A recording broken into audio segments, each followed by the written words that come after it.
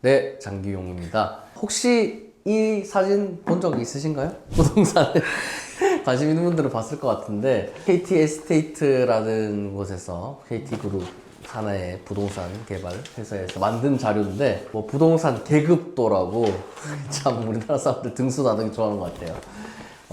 여기 보시면은 뭐 노원, 구로, 중랑, 금천, 강북, 도봉이 이제 가장 밑에 있어가지고 뭐 하급지다, 뭐 영원한 하급지다, 뭐 이런 말들 하는데 그럼 요런 기사는 또 보셨을까요?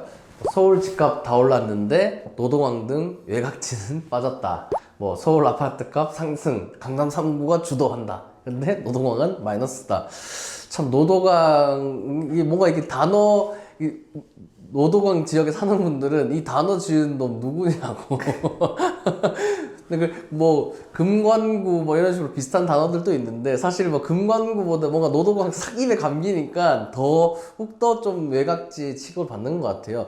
뭐 사실은 이 노원이 처음 개발됐을 때만 하더라도 7호선 라인으로 강남 30분 정도 거리만에 강남으로 출퇴근하고 1, 4호선 통해서 도심 광화문 쪽으로 또 한 30분, 40분 만에 출퇴근할 수 있는 지역으로 택지로 개발된 지역이었거든요. 뭐 그때 택지 개발 직후만 하더라도 사실은 그 앞에 지역들보다 노원이 더 비쌌습니다. 아시다시피. 우리 3대 학원가 하면, 서울의 3대 학원가 하면은 대치, 목동, 노원.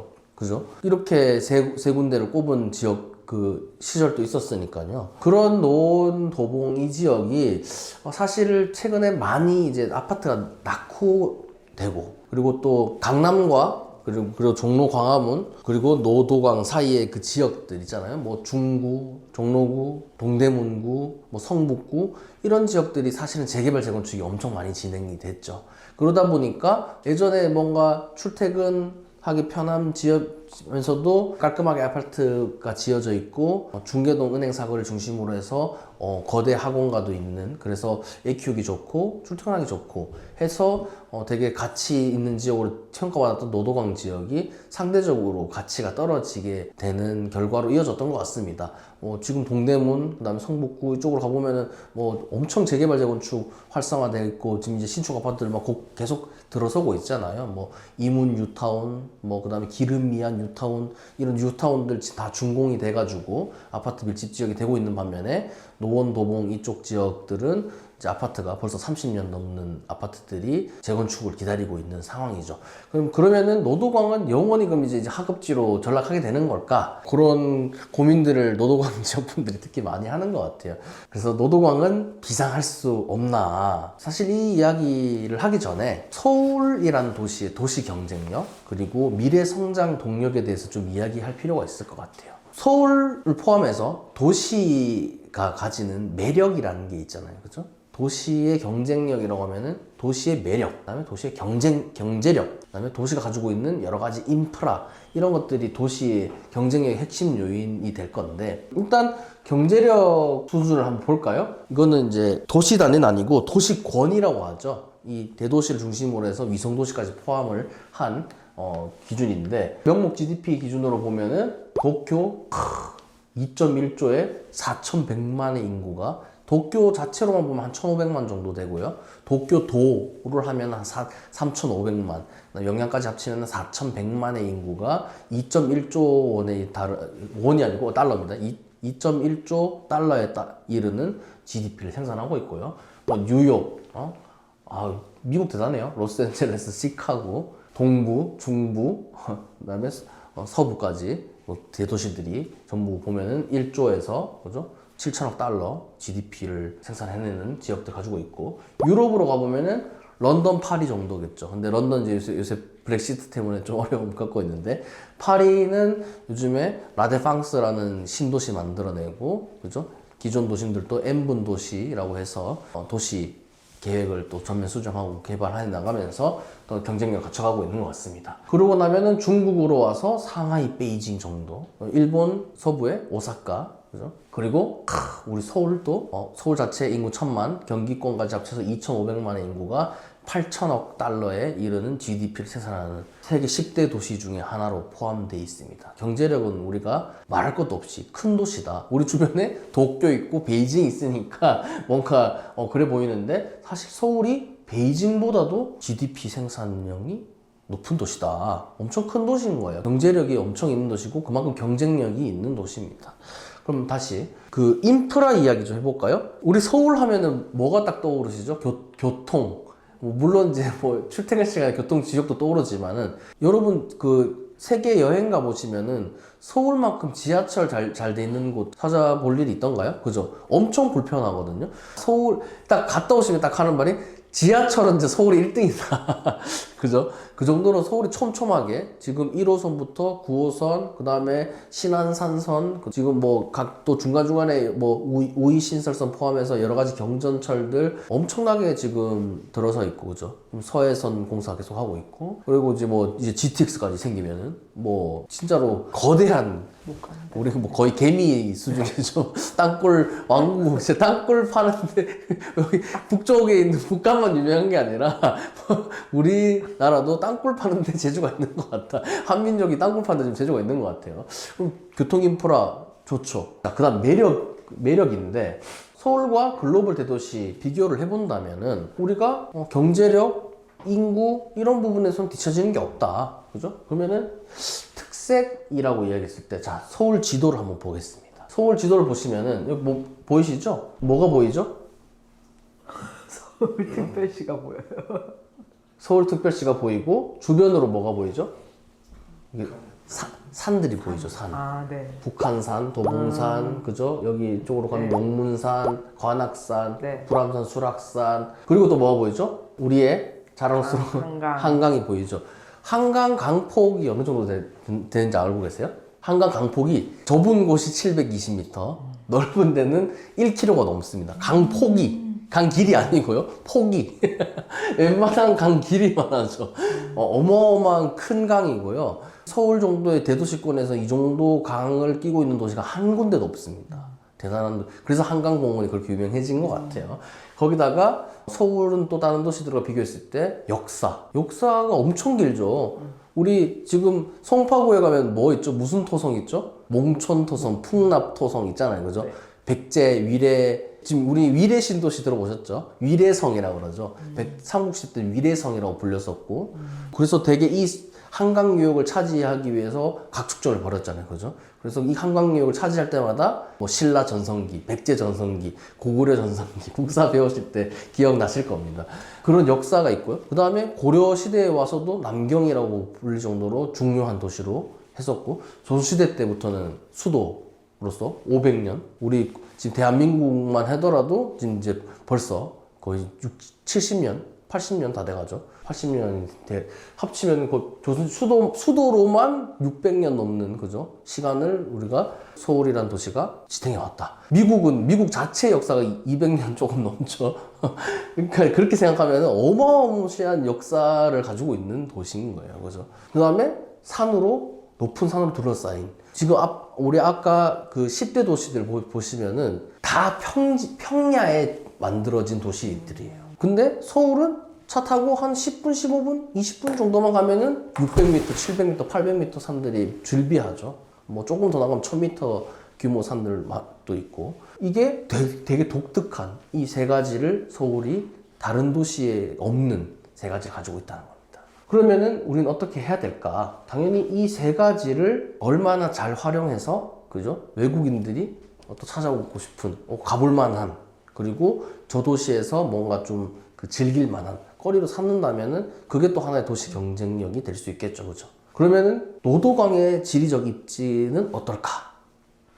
산이 많죠. 높은 산. 아까 말했던 그 산들 대부분 노도강에 있죠. 관악산, 청계산 정도 빼고는 수월악산, 불암산, 그죠? 도봉산, 북한산 다 노도강 지역에 있고요. 그죠? 그래서 보시면은 이제 초거대 자연휴양림, 그죠? 북한산, 도봉산, 사패산, 불암산, 수락산. 이 등산 좋아하는 분들은 알아요. 불수사도북이라고 불암산, 수락산, 사패산, 도봉산, 북한산을 능선을 타고 가는 코스를 불수사도북 그 종주라고 그럽니다. 이게 노원구에서 도봉구, 강북구까지 이어지는 초거대 자연휴양림. 진짜 뭐 미국의 요세미티 뭐 국립공원 부럽지 않는 엄청 진짜 멋있잖아요. 아까 뭐 앞에 사진 보시면은, 그죠? 멋있잖아요.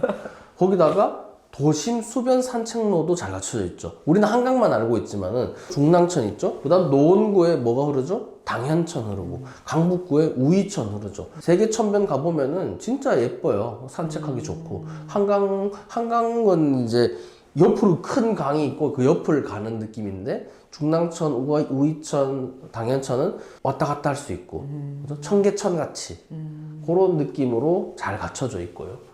그 다음에 교통 인프라 보시면은 1호선, 4호선, 7호선 종로 광화문 쪽으로 이어지고요. 그 다음에 7호선 강남으로 이어지고요. 그 다음에 도로는 동부간선도로 그죠? 쭉 타고 오면은 서울 핵심으로 접근할 수 있죠. 그 다음에 공항버스, 인천공항버스가 도봉구 창동까지 들어온 거 아세요? 그 다음에 노원구 수락산까지 들어옵니다. 거기가 종점이에요. 정점. 그리고 거기다가 요즘에 이제 동북선이라고 해서 중랑구 명목동부터 해가지고 강북구 이쪽으로 그 장위동 위쪽으로 해서 미아동 이쪽으로 이어지는 그렇게 해서 도심으로 이어지는 노선 지금 공사 중입니다. 그리고 GTX, 그죠? GTX 저 위에서부터 출발해서 서울로 들어오면 서울 첫 역이 창동역, 그 다음에 광운대역. 이 두 개 역이 GTX가 서고요. 그 다음에 도심으로 왕십리, 청량리 쪽으로 들어가서 도심으로 이어지고 강남까지 이어지는 GTX가 또 이제 추진되고 있고요. 최근에 들어보니까 SRT도 창동역까지 들어오게 하겠다. 뭐 이런 식으로 정치권에서 좀 움직임이 있는 것 같더라고요. 거기다가 대형 도심공원. 이 사람들은 이제 등산을 해야 되는 사람들이고, 이거 이제 산책 나가가지고, 뭐, 우리 서울숲 놀러 가듯이 서울숲만 있는 게 아니고, 사실 노도강 쪽에 보면 노원구의 금화산, 도봉구의 초안산, 강북구의 북서울 꿈의 숲이라고 또 거대한 숲이 형성이 돼 있습니다. 엄청 좋아요. 거기 산책 나가보면은 되게 좋습니다. 네, 그냥 그 지역 주민이라서 말씀드리는 겁니다. 그런 미래는 어떨까? 사실, 그러니까 살긴 좋다는 소리예요. 근데 이제 단지 주거가 조금 낡아 있다. 그 다음에, 예전에는 강남, 종로, 광화문 출퇴근하는 이 지하철 노선들을 이용해서 출퇴근했는데 요즘 이 지하철 노선 이 중간에 정거장들의 아파트들이 많이 들어서면서 그런 부분에서 조금 취약해진 것 같고, 그죠? 그 다음에 애들 인구가 줄어들면서 또 교육 이런 부분에 있어가지고, 그리고 뭐 요즘 아파트들 다 지으면서 뭐 거기 학원가 들어서고 하니까 굳이 뭐 대형 학원가가 밀집해 있을 필요가 있나? 그 다음 뭐 요새 과외도 많이 시키니까. 그래서 그런 부분에서 조금 노도강이 가지고 있었던 장점들이 좀 약화됐고, 그러다 보니까 좀 가치가 떨어지고 있는 것 같아요. 근데 미래는 어떻게 될까? 좀 고민해 볼 문제가 있는 것 같습니다. 일단은 서울시의 준도심 전략, 그 준도심 육성 전략을 이해할 필요가 있을 것 같아요. 서울시에서는 지금 우리 기존의 3개 도심이 있잖아요. 광화문, 여의도, 그 다음에 강남. 이 3개 그 도심을 좀 분산을 시켜야겠다. 왜냐면 출근 시간만 되면 이 3개 지역으로 막 차들이 몰려들고, 퇴근 시간 되면 이 지역에서 차가 막 계속 뿜어져 나오니까 교통이 마비가 되잖아요. 그래서 이걸 좀 효율화할 필요가 있겠다. 그러면은 이 지역들에 있는 기능들을, 기업들을 좀 곳곳에 분산을 시켜야 되겠다라는 전략을 세우고 있습니다. 그런 부분에서 항동 상계 이 지역이 이 준도심 육성 전략과 맞닿아 있는 지역이다. 그리고 그 서울시 또 다른 전략인 강북권 대개조라는 그 전략도 이해할 필요가 있을 것 같아요. 먼저 아까 말씀드렸던 준도심 육성 전략. 서울시는 지금 기존에 있는 이 3개 도심을 7개의 준도심을 육성을 해서 분산을 시켜보겠다라고 계획을 세우고 있습니다. 지역도 살펴볼까요? 일단 용산에 국제 업무지구를 만들어가지고 기업들을 유치하겠다 생각하고 있고 엄청 개발하고 있죠, 그죠? 용산은 뭐 의심할 여지 없이 발전할 걸로 보여지고요. 그리고 청량리, 왕십리. 지금 엄청 많이 변했죠. 옛날에 청량리, 왕십리가 아닙니다. 엄청 지금 재개발, 재건축 다 진행되고 있고 그 안에 또 여러 가지 또 기능들이 많이 들어가고 있죠. 그리고 잠실 지역도 지금 재건축 진행되고 있죠. 재건축뿐만 아니라 이제 롯데타워도 들어섰고, 그래서 또 뭐 지금 보시면 쿠팡, 그죠? 쿠팡 없는 세상을 이제 상상 못한다 할 정도인데 쿠팡 본사도 지금 잠실에 있죠. 그래서 잠실도 지금 여러 가지 또 기업들 유치를 또 하고 있고요. 그 다음에 마곡. 예전에 진짜 그냥 허허벌판이었는데 지금 LG부터 시작해서 국내외 기업들 정말 많이 들어가서 또 하나의 신도심을 형성하고 있죠. 그리고 준도심, 신도심의 거의 시초로 갈 수 있는 상암, 수색, 그죠? DMC, 디지털 미디어 시티 또 준도심 중에 하나고요. 그리고 창동 상계와 가산 대림이 있습니다. 그래서 오세훈 시장이 뭘 발표했죠? 서남권 대개조, 그 다음에 강북권 대개조 이런 발표를 했었죠, 서울시에서.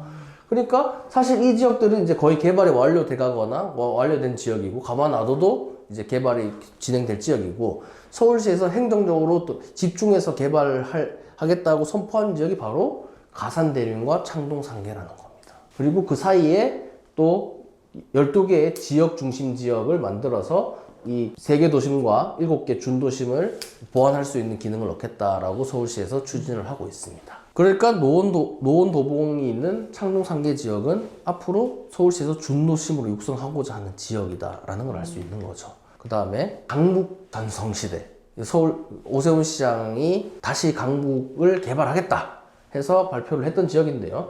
물론 이 강북에는 뭐 한강 이북이니까 뭐 이 노도강 지역뿐만 아니라 동대문, 그다음에 성수, 그다음에 서대문 쪽에 상암, 수색, 뭐 은평구, 연신내, 불광 다 포함되어 있는 것이죠. 근데 여기 보시면은 핵심 루트, 이 노도강에서부터 시작해서 동대문 따라서 성수동으로 이어지는 벨트를 만들겠다라고 서울시에서 지금 계획을 하고 있는 거죠. 여기에 여러 가지 계획들이 포함되어 있습니다. 다음, 노원도봉의 핵심 앵커가 뭐가 될 거냐? 서울 아레나와 창동역, 강운대역 개발이 있습니다. 서울 아레나 들어보셨나요? 서울 아레나가 그 도봉구 창동역 북측에 18,000석 규모의 대형 공연장과 2,000석 규모의 소형 공연장을 만들어서 K-팝 성지를 육성하겠다. 그래서 이 사업을 누가 하고 있느냐? 카카오가 하고 있습니다. 그래서 카카오가 지금 한화건설을 시공사로 선정을 해가지고 지금 공사를 한창 하고 있고요. 이게 2027년도면 완공이 됩니다. 그래서 지금 우리나라에 3개 아레나가 추진 중인데 이미 인천에 하나 인스파이어 아레나가 완공을 했고요. 그건 약간 중형 공연장입니다. 초대형 공연장이 두 개인데 하나가 이 서울 아레나, 그리고 나머지 하나가 고양시에서 추진하는 라이브시티. 원래 CJ가 추진하다가 경기도에서 CJ 못 믿겠다 해가지고 지금 뺏어온 상태라서 지금 약간 안개 속에 갇힌 사업인데, 그렇게 3개 아레나가 지금 추진 중이고요. 서울 내에서는 서울 아레나가 유일하게 추진되고 있다. 그래서 이 공연장에 들어서게 되면은 그 K-팝 공연 플러스에서 그 공연에 부과된 여러 가지 상업 시설들, 그다음에 엔터테인먼트 기업들도 이 근방에 또 자리 잡을 수 있겠죠. 그런 것들을 지금 추진을 하고 있고요. 글로벌 관광객들을 유치하겠다. 이렇게 했을 때 아까 공항버스 종점 어디라 했죠? 상동이라 했죠. 공항에 내려서 바로 공항버스 타고 서울 아레나로 와서 공연을 보도록 만들겠다. 이렇게 지금 도봉구 이쪽에서 계획을 짜고 있습니다. 근데 공연장만 덩그러니 만들어 놓으면은 외국인들이 와가지고 즐길 거리가 없잖아요. 그런데 그 외에 지금 2개 역, 창동역과 강운대역을 대규모로 개발하는 역세권 개발을 진행을 하고 있습니다. 이 2개의 역의 공통점이 뭔지 아시나요? GTX가 정차하는 역입니다. 그래서 창동역 복합환승센터 지금 공사 중이고요. 2029년.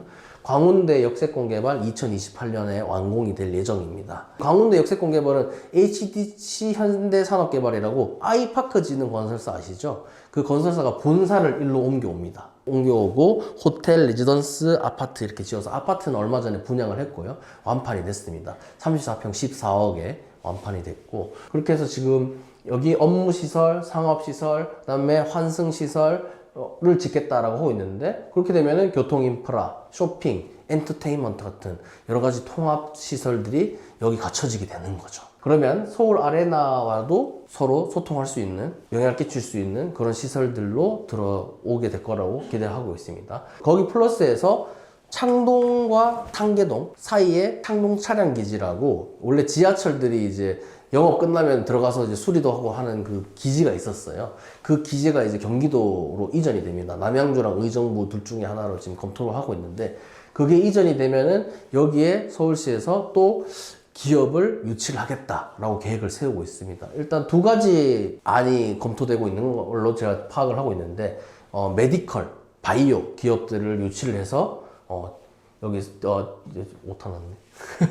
DBC 디지털 바이오 시티를 육성을 하겠다. 그런 계획이 하나가 있고요.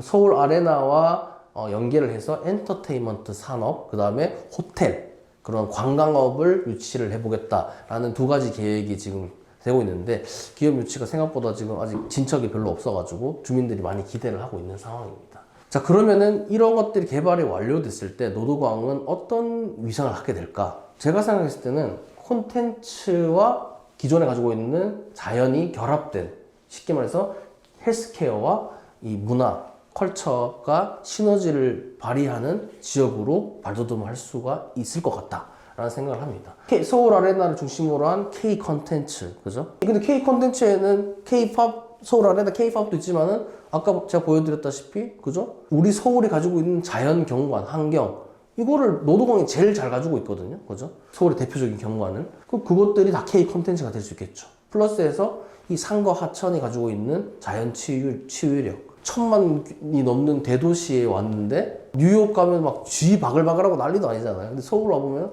너무 쾌적하고, 너무 깨끗하고, 너무 공기 좋고, 좋다는 거예요. 그런 부분들. 그 다음, 이 두 가지가 결합되면은 문화와 회복, 이런 것들을 강화하는 어떤 커뮤니티가 형성될 수 있겠죠. 여기 와서 그런 문화와 회복을 즐길 수 있는 여러 가지 프로그램, 여러 가지 시설물들, 이런 것들 통해서 그 공동체가 형성이 되고 외국인들도 와서 거기서 즐길 수 있고 어우러질 수 있는 것들이 형성되겠죠. 그렇게 되면은 그 다음에 창동, 노원구, 도봉구 이쪽 지역이 서울에서는 상대적으로 약간 저렴한 지역이죠. 그래서 2030 세대가 상당히 많이 들어오는 지역입니다. 근데 자연 치유력이 있으니까 노령 인구들도 거주하기 좋죠. 그러면은 세대를 넘나드는 2030 사회초년생들의 성장 동력과 은퇴 후 라이프를 즐기는 노령 인구가 어우러지는 그런 지역으로 바뀔 수가 있겠다. 저는 그렇게 생각을 합니다. 거기다가 현재 강남 대비 거의 반값이죠. 요새는 반값보다 더 싸지는 것 같은데. 그래서 합리적 주거 비용으로 거주를 할 수가 있고요. 근데 GTX가 들어오고 하면은 강남까지 20분 만에 가는 거예요. 강남은 도심까지 30분 만에 갈 수 있는 그런 교통적 편리성을 가지고 있으면서도 가격은 거의 반값이다. 플러스해서 친환경이죠. 그다음 교통 좋죠. 그다음 교육 환경도 원래 중계동 중심으로 한 학원과 플러스해서 이제 재건축 진행되면은 교육 환경이 더 개선될 수 있겠죠.